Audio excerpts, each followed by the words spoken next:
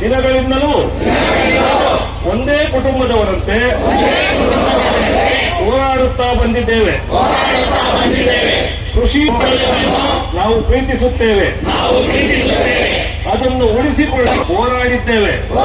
ಹಿರಿಯರ ಬಳುವಳಿಯನ್ನು ಕಳೆದುಕೊಳ್ಳಬಾರದು, ಭೂಮಿಯ ಜೊತೆಗಿನ ನಂಟು ಬಾರದು ಎಂದು ಹೋರಾಡಿ ಒಡೆಯುವ ಪ್ರಯತ್ನ ಮಾಡುತ್ತಿದೆ.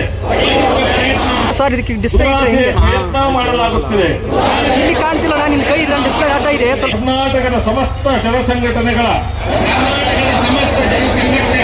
ಜನವರ್ಗಗಳ ಪ್ರತಿನಿಧಿಗಳ ಮುಂದೆ ಇಂದು ಮತ್ತೊಮ್ಮೆ ಪ್ರತಿಜ್ಞೆ ಮಾಡುತ್ತಿದ್ದೇವೆ. ನಮ್ಮ ಪ್ರಾಣ ಹೋದರೂ ಈ ಮಣ್ಣನ್ನು ನಾವು ಮಾರಿಕೊಳ್ಳುವುದಿಲ್ಲ.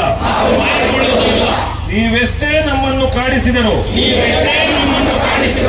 ಈ ಹಸಿರನ್ನು ನಾಶ ಮಾಡಲು ನಾವು ಬಿಡುವುದಿಲ್ಲ. ಇದು ನಮ್ಮ ಪ್ರತಿಜ್ಞೆ, ದೇವನಹಳ್ಳಿಯ ಪ್ರತಿಜ್ಞೆ. ಧನ್ಯವಾದಗಳು.